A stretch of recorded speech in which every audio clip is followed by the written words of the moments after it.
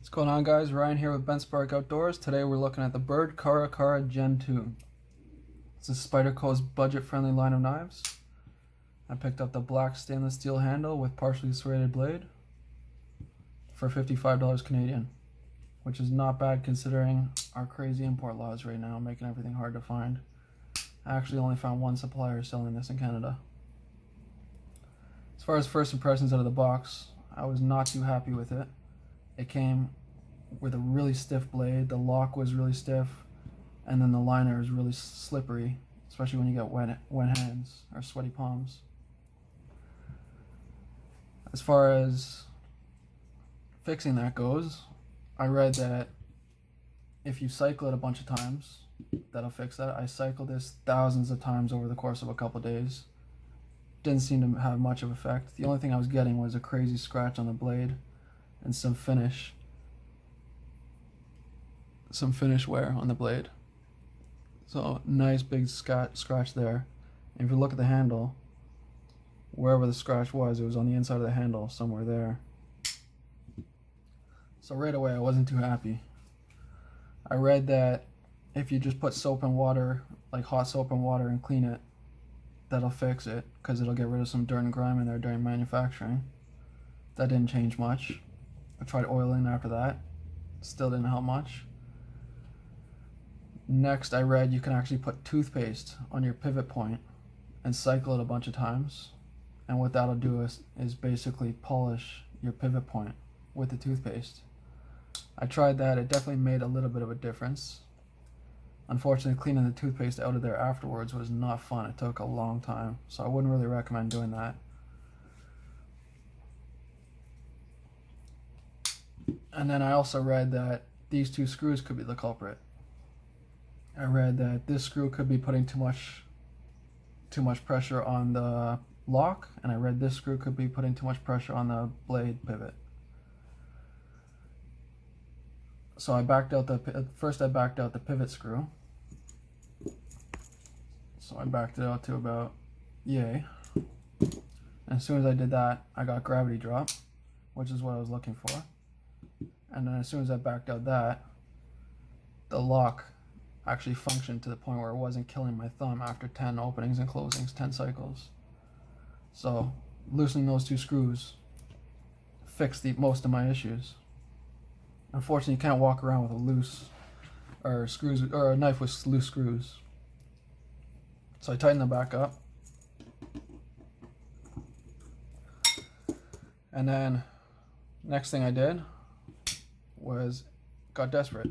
I actually opened up all the screws, opened up the liner, polished the inside of the liner, and what that did for me was it fixed whatever was causing the scratch there. And then I also polished the lock.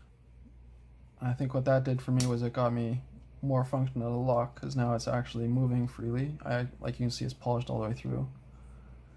And then lastly, I polished the pivot point.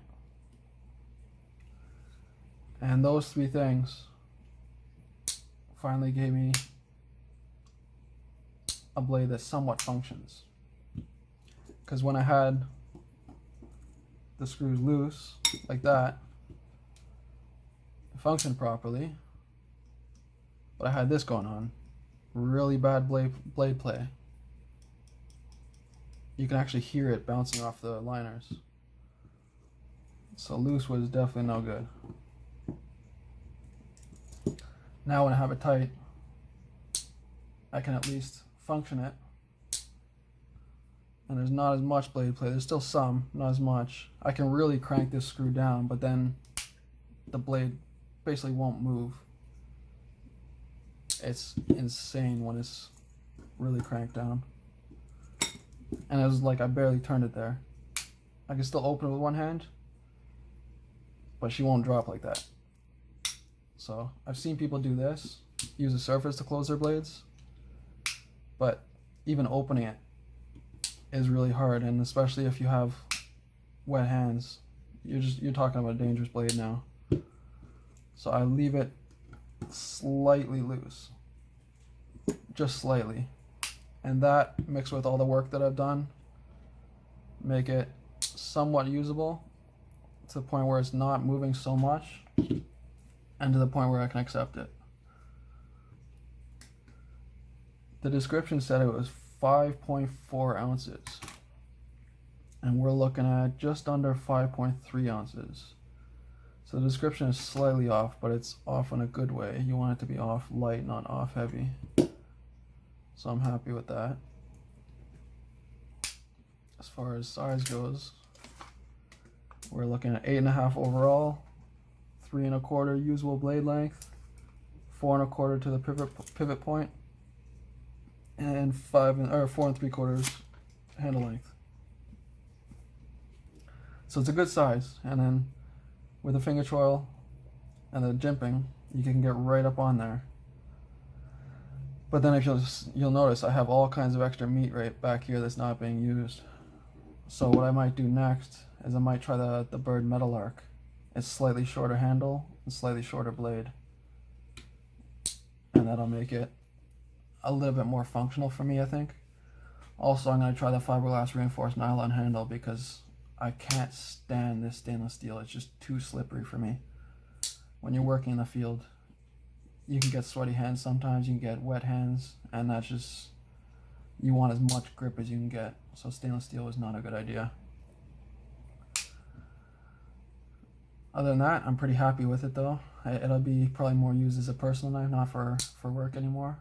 I think I'm going to try out the Meadowlark next. I also ordered the Tenacious, we'll see how that is.